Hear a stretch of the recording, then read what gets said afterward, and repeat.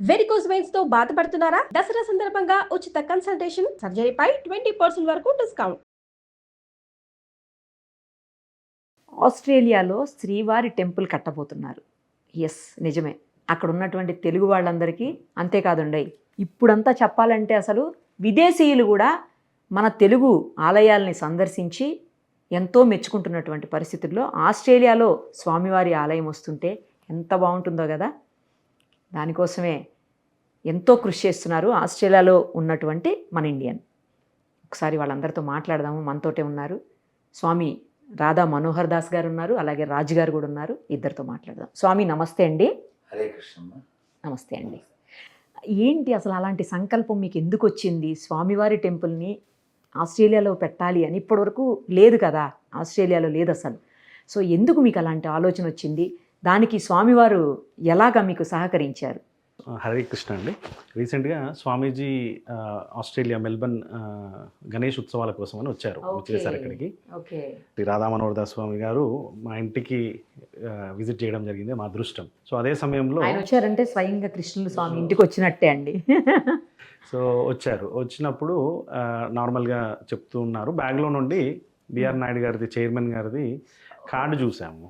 చూసారు కదా కార్డు అని అన్నప్పుడు, ఇక్కడ వెంకటేశ్వర స్వామి టెంపుల్ ఉందా అని అడిగారు స్వామీజీ. స్వామీజీ లేదు మాకు, సడన్ గా అవుట్ ఆఫ్ నోవేర్, అసలు ఎక్కడ ప్రిపేర్డ్ లేదు, ప్లాన్ లేదు. కాకపోతే మేము 1 year బ్యాకే 10 ఎకరాల ల్యాండ్ స్థలం తీసుకొని పెట్టుకున్నాం టెంపుల్ కట్టాలని ఆశతో. ఏ టెంపుల్ అనుకున్నారు ఫస్ట్? అసలు ఏమీ అనుకోలేదు. కాకపోతే వెంకటేశ్వర స్వామి మనకు దైవం, సో కట్టాలనే ఆలోచన ఉంది, కానీ ఎలా చేయాలి ఏంటి అనే దగ్గర ఆగాం అంతే. ఆగినప్పుడు స్వామీజీ రావడం, ఇలా అనడం, వెంటనే మాలో ఒక ఉత్సాహం. సో ఓకే, మేము కట్టడానికి రెడీ గురూజీ, మా దగ్గర 10 ఎకరాల ల్యాండ్ కూడా స్థలం తీసుకున్నామంటే వెంటనే బిఆర్ నాయుడు గారికి స్వామీజీ కాల్ చేశారు, చైర్మన్ గారికి కాల్ చేసి, నాయుడు గారు ఇలా ఉంది, వాళ్ళు తెలుగు వాళ్ళు అని చెప్పేసి మాతో మాట్లాడిపించినప్పుడు సార్కి ఎక్స్ప్లెయిన్ చేశాను మొత్తం. ఇది సార్ మా దగ్గర 10 ఎకరాల ల్యాండ్ ఉంది, కట్టాలనుకుంటున్నామని అంటే, రండి మాట్లాడదాం, స్థపతులను పంపిద్దాం, చేద్దామన్నారు. స్వామీజీ గురువు మాట ఎలా కరెక్ట్ అవుతుంది, నిజమవుతుంది అని చెప్పడానికి తార్కాణం ఏంటంటే, స్వామీజీ చెప్పారు, బిఆర్ నాయుడు గారితో మాట్లాడిన కరెక్ట్ 20 రోజులకి చంద్రబాబు నాయుడు గారు, ముఖ్యమంత్రి గారు, ఏపీ సీఎం గారు బ్రహ్మోత్సవాల మొదటి రోజున 5,000 టెంపుల్స్ కడతాము, ప్లస్ హిందువులు ఎక్కడున్నా వరల్డ్ వైడ్ అక్కడ టెంపుల్, తిరుమల టెంపుల్ కడతాము అని అనౌన్స్ చేశారు. ఇది గురు మాట, వెంకటేశ్వర స్వామి మాట లాగా అది నిజమైంది. సో ఇప్పుడు వెంటనే రమ్మని చెప్తే నిన్న స్వామీజీతో కలిసి వెళ్ళి చైర్మన్ గారిని కలవడం జరిగింది. స్వామీజీ చెప్పారు, సీఎం గారు కూడా అనౌన్స్ చేశారు, సో ఖచ్చితంగా మెల్బర్న్లో మీకు టెంపుల్ కట్టడానికి మేము సిద్ధంగా ఉన్నాము అని అనౌన్స్ చేశారు. ఒక్కసారి మీతో మళ్ళీ మాట్లాడతా, స్వామితో మాట్లాడతా. స్వామి, అలాంటి ఆలోచన అసలు అంటే ఇలా స్వామివారి టెంపుల్ ఇక్కడ లేదు అన్న ఆలోచన, ఇక్కడ కట్టాలి అన్న ఆలోచన మీకు ఎలా స్వామి అప్పటికప్పుడు ఎలా స్ఫురించింది అసలు? హరే కృష్ణమ్మ. మనం ఒకసారి వెంకటేశ్వర స్వామి యొక్క చరిత్రలోకి వెళ్తే, భృగు మహర్షి ఆయన్ని వక్షస్థలం మీద తన్నుతాడు, మీకు తెలుసు కదా. లక్ష్మీదేవి కోపం వస్తుంది, కానీ వెంకటేశ్వర స్వామి ఆయన్ని కూర్చోబెట్టి పాదాలు ఒత్తుతూ ఆయన యొక్క అహంకారానికి ప్రతీక అయినటువంటి కన్నుని తీసేస్తారు. అప్పుడు ఒక మాట అంటారు భృగు స్వామి, నీ లీలలు అమోఘము అగ్రాహ్యము అని. అగ్రాహ్యం అంటే వి కాంట్ పర్సీవ్. మనం ఏదో కొన్ని అనుకుంటాం, కొన్ని అవుతాయి, కొన్ని అవ్వవు. కానీ అక్కడ అసలు కేవలం వాళ్ళ ఇంటికి విజిట్కి వెళ్ళాను. ఒకలా చెప్పండి, ఇప్పటిలాగే టైర్డ్ పొజిషన్. అక్కడ 7 అయిపోయింది సాయంత్రం, లాస్ట్ విజిట్ గురించి అన్నారు. అది వాళ్ళ ఇంటికని వెళ్ళాకని తెలిసింది. సరే వెళ్ళాక వాళ్ళ చిన్ని పాప, వీళ్ళ పాప ఏదో గిఫ్ట్ ఇవ్వాలి, నా బ్యాగ్లో వెతుకుతున్నా. ఆ వెతుకుతున్నప్పుడు ఈ కార్డు కనపడింది, నేను పిలిచి తెలుసు కదా అన్నాను అంతే క్యాజువల్గా. అట్లా భగవత్ సంకల్పం. ఇక్కడ ఉందా వెంకటేశ్వర గుడి అన్నా, లేదన్నారు. మాట్లాడదామా అన్నాను. వెంటనే నాయుడు గారికి ఫోన్ చేశాను. నాయుడు గారు వెంటనే మళ్ళీ కాల్ బ్యాక్ చేశారు, వారితో పరిచయం చేశాను. ఇవంతా 1 నెలలోపు ఇవన్నీ. అక్కడ చంద్రబాబు గారు కూడా మేమేమనుకున్నాం అవే వారి నోట్లోంచి కూడా వచ్చింది. సో కాబట్టి మంచి ఆలోచనలు కూడా భగవంతుడు ఇస్తాడు, అంతే అంతే. కానీ అసలు గొప్ప ఆలోచన కదా స్వామివారిని. జనరల్గా కొన్ని కోట్ల మంది స్వామివారిని దర్శనం చేసుకుంటూ ఉంటారు, తిరుపతి వచ్చేదే అందుకోసం. బట్ ఇప్పుడు విదేశాల్లో ఉన్నవాళ్ళు మనం రావాలన్నా వెళ్ళాలన్నా కూడా అది సాధ్యమయ్యే పని కాదు. అలాంటి వాళ్ళ దగ్గరకు స్వామివారే బాబు నేనే మీ దగ్గరకు వచ్చి ఆశీర్వదిస్తాను అన్నట్టుందిగా ఇప్పుడు కదా. ఏదో పూర్వం మనం మాట వినేవాళ్ళం, ప్రజల వద్దకే ప్రభుత్వం లాగా, ఇప్పుడు భక్తుల వద్దకే భగవంతుడు కదా స్వామి. కదా. అయినా వాస్తవంగా విష్ణు సహస్రనామంలో మొదటి లైన్ ఏమిటి? విశ్వం విష్ణుర్వషట్కారో భూత భవ్య భవత్ ప్రభు. అంతటా నిండి ఉన్నవాడే విష్ణువు. కానీ ఇప్పుడు ప్రకటన అవుతాడు అంతే. భక్తుల కోరిక మేరకు వారికి ఉండేటువంటి ఆ ఇచ్ఛ, ఆ సంకల్పం, ఆ రోజు అలా ఏదో ఒక రీజన్ కావాలి కదా. మనం కూర్చోవడానికి ఒక వేదికలాగా ఆ రీజన్ ఆ కార్డ్ అయింది అంతే. అంతే. లేకపోతే అది అసలు మనం ఏదో ప్రీ ప్లాన్డో ఇంకోటో కాదు. నేను ఎంత స్థలం ఇస్తారు ఏమిటి ఇలా ఊరికే అడిగాను. నేను కాల్ చేద్దామా, చేసేసాం అంతే అంతే అంతే అంతే. ఎప్పుడైనా భగవంతుడు ముందుగానే ఆయన ప్లాను, అంటే సంస్కృతంలో మాట ఏమిటంటే తేన వినా తృణాగ్రమపి నా చలతి. అంటే భగవంతుడి యొక్క ఆజ్ఞ లేకపోతే గడ్డిపోచ కొస కూడా కదలదు. కాబట్టి ఇది ఆయన సంకల్పం, అగ్రాహ్యం. పోనీ ఈ సందర్భంలో అంటే ఇప్పుడు మేము మెల్బోర్న్లో 8 రోజులు ఉన్నాను, సిడ్నీలో 2 days, బ్రిస్బెన్లో 2 days ఉన్నాను. అన్ని చోట్ల అందరూ అంటే అక్కడున్న మన తెలుగు వాళ్ళనే కాదు, ఇతర భాషల హిందువులు కూడా వాళ్ళందరూ కూడా చాలా ఉత్సుకతతో ఉన్నారు వినేదానికి, తెలుసుకునేదానికి, ఆచరించేదానికి. అది నేను ఎలా చెప్తాను అంటే వీళ్ళు ఈ రాజ్ షైని గారు, రాజ్ కుమార్, వీళ్ళు నన్ను చాలా చోట్ల తిప్పారు. అక్కడ అంటే ఒకలా చెప్తే వినాయక చవితి సందర్భం కదా, ఈ సందర్భంలో ఇక్కడ మనం హైదరాబాద్లో లేదా ఆంధ్రప్రదేశ్లో గల్లీ ఎలా వినాయకుడు పెడతారో అలాగే పెట్టారు వాళ్ళు కూడా. సో నన్ను వాళ్ళు అలా గల్లీకి తిప్పారు. నేను వాళ్ళతో అన్నాను, మీతో కూడా అంటున్నాను, నాకు అసలు ఆస్ట్రేలియాలో ఉన్నట్టు ఫీల్ అవ్వలేదు.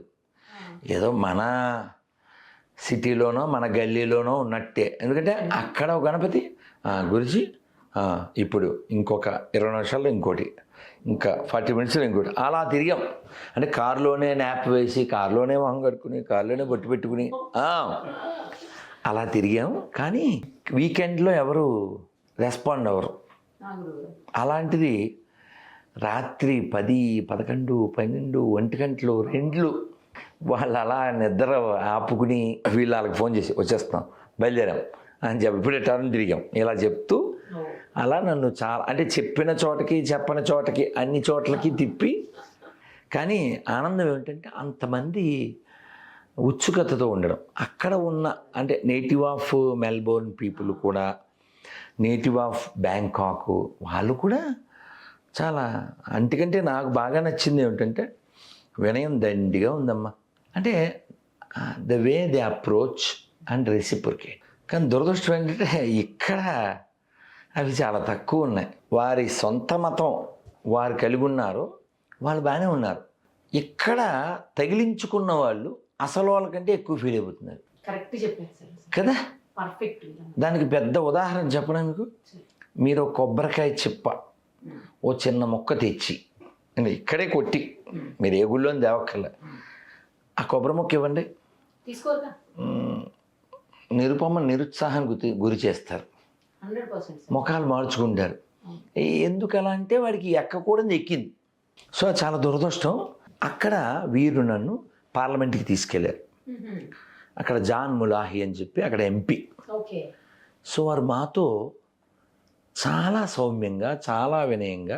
అక్కడ నాకు సంతోషకరమైన విషయం ఏంటంటే అక్కడ మన వాళ్ళు కానీ అక్కడ ఉన్న వాళ్ళు కానీ చాలా వినయంతో ఉన్నారు, ఆ విషయాన్ని తెలుసుకునే ప్రయత్నం చేస్తున్నారు. ఒక మహాలక్ష్మి అని ఒక ఆవిడ, మెల్బోర్న్ ఇస్కాన్ ఆవిడ, అక్కడే నేటివ్. ప్రతి నెల కనీసం 10 నుంచి 15 మందికి భాగవతం సెట్లు అమ్ముతారు. మనం ఇక్కడ ఒక 50-60 దాటిన వాడితో కూడా భౌతిక చదివించాలంటే ఇంకా టైం ఉంది అనేటువంటి మూర్ఖ భావనలో ఉంటాడు. ఇంకా చాలా టైం ఉంది అని, అంటే చిన్నప్పటి నుంచి నేర్పకపోవడం వలన అటువంటివి. సో కానీ అక్కడ ఆవిడ ఒక 15 మందిని లేదా 10 మందిని 6 మందిని కన్విన్స్ చేసి భాగవతం దాని విలువని చెప్పడం, అది కూడా వీళ్ళలాగేదో ఫ్రీగా ఇవ్వడం కాదు, వాడు కొనుక్కొని చదవాలి. మరి దాని అంటే ఇంట్రెస్ట్ ఉన్న వాళ్ళు మాత్రమే తీసుకుంటారు అన్నట్టు అప్పుడు. అంతే కదమ్మా, ఫ్రీగా ఇస్తే ఉంది ప్రతి వాడు పొట్లం కడతాడు తీసుకుని కదా. సో కాబట్టి అక్కడ వాళ్ళకి తెలుసుకోవాలని ఉత్సుకత ఉంది అంతే. చాలా బాగా చెప్పారు గురువు గారు. మిమ్మల్ని ఒక క్వశ్చన్ అడుగుతాను రాజుగారు. ఇప్పుడు 10 ఎకరాల స్థలాన్ని తీసుకొచ్చి మీరు స్వామివారికి ఇలా ఇవ్వాలి అని డెసిషన్ తీసుకున్నప్పుడు మీ వైఫ్ కానీ లేకపోతే మీ ఫ్యామిలీ మెంబర్స్ కానీ ఎవరైనా అబ్జెక్ట్ చేశారా, లేకపోతే చాలా మంచి పని చేస్తున్నాం అని చెప్పి మిమ్మల్ని అప్రిషియేట్ చేశారా పేరెంట్స్ కానీ అందరూ? లేదండి, చాలా అప్రిషియేట్ చేసే వైఫ్ దొరికింది, అది కూడా అదృష్టం. అండ్ పేరెంట్స్ కూడా ఖచ్చితంగా వాళ్ళు కూడా ఏమీ అనలేదు, అసలు ఒక మాట కూడా అనలేదు. అండ్ దీంట్లో భగవద్బంధువులు అందరం ఉన్నాం అనమాట. సో ఒక్కడిగా కాకుండా గ్రూప్గా చేసాం ఇదంతా ప్రాజెక్ట్ని. ఒక like mind Hindu cultural and community centre లాగా పెట్టి అది తీసుకున్నాం అనమాట ల్యాండ్ని. సో దాంట్లో తెలుగు వాళ్ళు ఉన్నారు, తమిళ్ వాళ్ళు ఉన్నారు, గుజరాతీ అతను ఉన్నారు, మహారాష్ట్ర, ఒడియా, అట్లా అంటే ఇండియాలో ఉన్న అందరూ ఉన్నారు. సో అందరూ లైక్ మైండెడ్ అండి. ఒకటి ఏంటంటే ఇక్కడ టెంపుల్ కట్టాలి, మన కల్చరల్ సెంటర్ కట్టాలి. ఓన్లీ టెంపుల్ మాత్రమే, టెంపుల్ ఏమిస్తుంది, మెడిటేషన్ చేయించవచ్చు, సాంస్కృతిక కార్యక్రమాలు చేయొచ్చు, పిల్లలకి శ్లోకాలు నేర్పించవచ్చు, గోశాల కట్టాలనే ఒక సంకల్పం ఉంది. ఇట్లా అక్కడ అన్నీ రావాలి, ఎట్లా ఫిట్ అవుతుంది అనే ఆలోచనలో గురుగారు రావడం, వెంకటేశ్వర స్వామి రావాలని కోరుకోవడం, అసలు అది జరుగుతుందన్న విషయానికి అందరూ సంబరపడుతున్నామండి. ఆయన గురువుగారిని పంపించి ఈయన చెప్తేనే అందరూ వింటారని పంపించి గురువు మాట వేదవాక్కు అంతే, ఆయన చెప్తే వింటారు కదా అందరూ, అందుకని స్వామి ఆయన పంపారు. అంటే మాకు వీక్ డేస్ అండి, సోమవారం నుంచి శుక్రవారం వరకు వీక్ డేస్ రాత్రి 8 అయిందంటే 9 అయిందంటే ఎవరు కనబడరు. ఎందుకంటే పడుకుంటారు, ఎందుకంటే నెక్స్ట్ డే మార్నింగ్ మళ్ళీ రొటీన్ ఉంటుంది కదా, పిల్లల్ని స్కూల్ దగ్గర డ్రాప్ చేయాలి, మేము జాబ్లోకి వెళ్ళాలి, ఇవన్నీ ఉంటాయి కాబట్టి ఎవరు కనబడరు, ఎవరు వినబడరు. వీకెండ్ ఫ్రైడే అయితే మళ్ళీ కనబడతారు అంతా. సో అట్లాంటిది రోజు రాత్రి 2-2:30 అయ్యేదండి ప్రవచనాలు ఎవ్రీడే. స్వామీజీ రాత్రి 2 గంటల వరకు పిల్లలు పెట్టుకుని ఏడవకుండా, పిల్లలు కూడా ఏడవకుండా వాళ్ళందరూ కూర్చొని 2 గంటల వరకు వినాలంటే స్వామీజీ అంటే ఎంత భక్తి ఉంది, హిందూ సాంప్రదాయం అంటే ఎంత భక్తి ఉంది అనేది మనకు అర్థమవుతుంది. ఇప్పుడు మేము సెలెక్ట్ చేసుకున్న లొకేషన్ కూడా స్వామీజీ చూశారు, పాయింట్ కుక్ అనే ఏరియాలో. అక్కడ 20% హిందూ జనాభా ఉంది. 20% హిందూ జనాభా వేరే దేశంలో ఉండడం అంటే పెద్ద విషయం, అందులో ఆస్ట్రేలియా లాంటి ఇంగ్లీష్ కంట్రీలో. అందుకనే అక్కడ పొలిటీషియన్స్ కూడా మనకు ఫుల్ సహకరిస్తున్నారు. వాళ్ళు కూడా అన్నారు, ఈ విషయం వాళ్ళకి తెలిసి వాళ్ళు కూడా చాలా సంతోషంగా ఉన్నారు, ఈ ప్రాజెక్ట్ ముందుకెళ్ళాలని వాళ్ళు కూడా ఏది చేయాలన్నా రెడీ ఉన్నారని చెప్పారనమాట. ఇంకా హిందూ దేవాలయాలు ఉన్నాయా అండి అక్కడ చుట్టుపక్కల? చాలా ఇస్కాన్ ఉంది, ఇంకేమైనా పెద్ద పెద్ద మాత టెంపుల్ ఉంది. కాకపోతే మనకు తెలుగు వారికి అన్నట్టుగా లేదనమాట. అక్కడ కొద్ది శ్రీలంకన్ తమిళియన్ కమ్యూనిటీ ఎక్కువ ఉందన్నమాట. సో వాళ్ళ టెంపుల్స్ ఎక్కువ ఉన్నాయి. సో ఇదే మన మొట్టమొదటి టెంపుల్ లాగా, తెలుగు వాళ్ళ టెంపుల్ లాగా అవుతుందని ఆశ. గురువుల వాక్కు వేదవాక్కు కాబట్టి ఖచ్చితంగా అవుతుంది. అతి త్వరలో గురువుగారే వచ్చి శంకుస్థాపన చేస్తారు అని మా నమ్మకం. భగవంతుడు విశాలమైన వాడు, విశాలమైనటువంటి ఈ విశ్వానికి ఆధారమైన వాడు, అంతటా ఉండేవాడు. కాబట్టి ఆయన్ని అన్నమయ్య చెప్తాడు, ఎంత బాగా చెప్తాడు. ఎంత మాత్రమున ఎవ్వరు తలచిన అంత మాత్రమే నీవు, అంతరాంతరములెంచి చూడ పిండంతే నిప్పటి అన్నట్లు. ఎంత మాత్రమున ఎవ్వరు తలచిన అంత మాత్రమే నీవు అని ఆ చివరిలో చెప్తాడు. నీ వలన కొరతే లేదు మరి నీరు కొలది తామెరవు, ఆవల భాగీరథి దరి బావుల ఆ జలమే ఊరిన ఎటులు. భాగీరథి అంటే గంగ పక్కన మీరు బావి తవ్వారు, ఏ నీళ్ళు వస్తాయి? గంగ నీళ్ళే వస్తాయి. నీ వలన కొరతే లేదు మరి నీరు కొలది తామెరవు, నీళ్ళు ఎంత బాగుంటే తామర ఎంత బాగుంటుంది. భాగీరథి దరి బావుల ఆ జలమే ఊరిన ఎటులు. అసలు అన్నమయ్య ఎంత బాగా ఆలోచిస్తాడు కదా. గంగ పక్కన బావి తవ్వితే గంగ నీళ్ళే వస్తాయి. అటువంటి వాడు నువ్వు. నిన్ను ఎవరు ఏ విధంగా కొలిచినా కొలుతురు మేము వైష్ణవులు కూరిమితో విష్ణుడని చేరి కొలుతరు కాపాలికులు ఆది భైరవుండనుచు శాక్తేయుడు శక్తి అనుచు. ఎవరు ఏ విధంగా కొలిచినా నీవు పరబ్రహ్మవి అంట. దీన్నే సంస్కృతంలో చెప్తారు. యం వైదికా మంత్ర దృశపురాణ ఇంద్రం యమం మాతరిశ్వానమాహు వేదాంతినో అనిర్వచనీయమేకం యం బ్రహ్మ శబ్దేన వినిర్దిశంతి. స్వామి, యం బ్రహ్మ శబ్దేన వినిర్దిశంతి.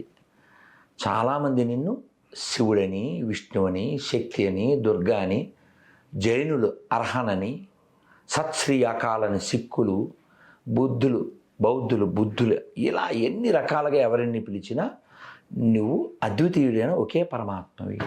ఇది కదా విశాల బుద్ధి.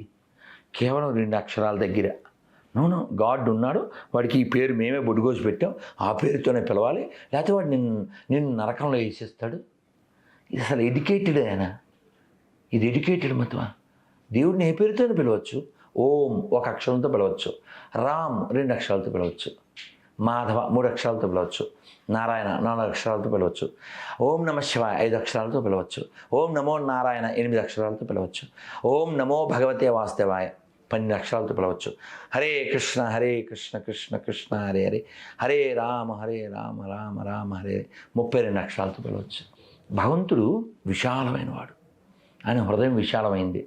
అంతేగాని ఒక ఊరికో, ఓ నగరానికో, లేదో చిన్న కంట్రీకో పరిమితమైన వాడు గాడ్ కాదు.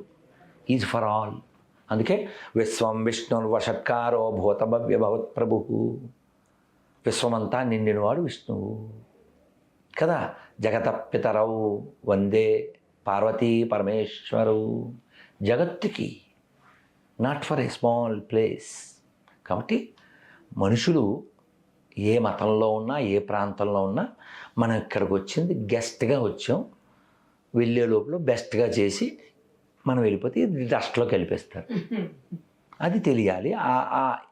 అలాంటి తెలియచెప్పడానికి ఆలయాలే ముఖ్యమైనటువంటి ప్రదేశం. అందుకే ఆలయంలోకి వెళ్తే, ఆలయం అంటే అర్థం ఏంటి? ఆత్మ లయం అయ్యే స్థలం. సో కాబట్టి ఆస్ట్రేలియాలో మెల్బోర్న్లో వెంకటేశ్వర స్వామి గుడి వస్తుంది. అది ఎలా ఉంటే బాగుంటుందంటే జస్ట్ లైక్ తిరుమల రెప్లిక. అలా చక్కగా సప్త ప్రాకార మధ్య సరస్వజ నిలయే అంటే వైకుంఠానికి 7 ద్వారాలు కదా, అలా నిర్మితమై చక్కగా అవుద్ది. అన్నీ అవుతాయమ్మా, అన్నీ అవుతాయి. మనకి విశ్వాసం ఉండాలి. రామదాసు గారికి ఉన్నట్లుగా, రామదాసు గారు చూడండి ఎంత విశ్వాసం ఆయనకి, ఎంత ఫెయిత్. సత్యంబిక పుట్టుట సున్నా, నేను ఇంక పుట్టను, ఇది సత్యం అని ఛాలెంజ్ చేసి చెప్తాడు. ఎందుకంటే నాకు ఒకటి దొరికింది. ఏం దొరికింది? తారక మంత్రము కోరిన దొరికెను, ధన్యుడనైతి నీ ఓరన్న, మీరిన కాలుని దూతల పాలిట మృత్యువు ఎనిమది నమ్మన్నా. కాలుడంటే యముడు దూతలకి మృత్యువు ఈ రామనామము.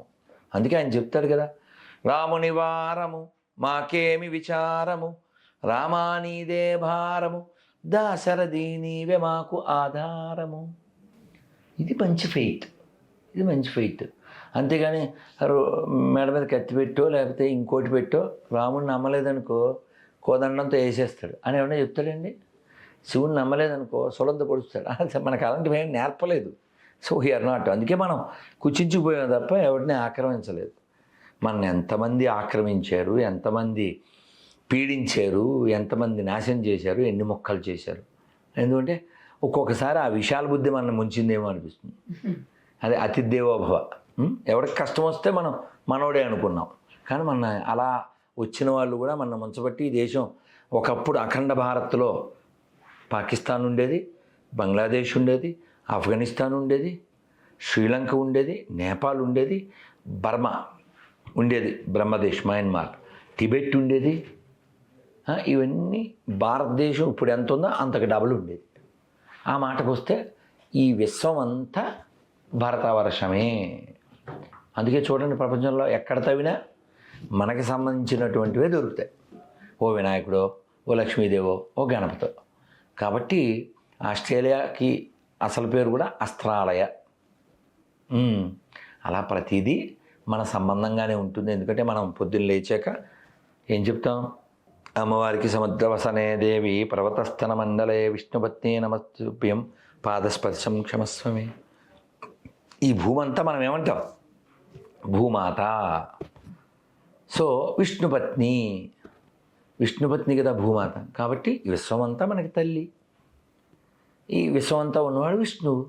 కాబట్టి ఇక మనది కానిది ఏమీ లేదు.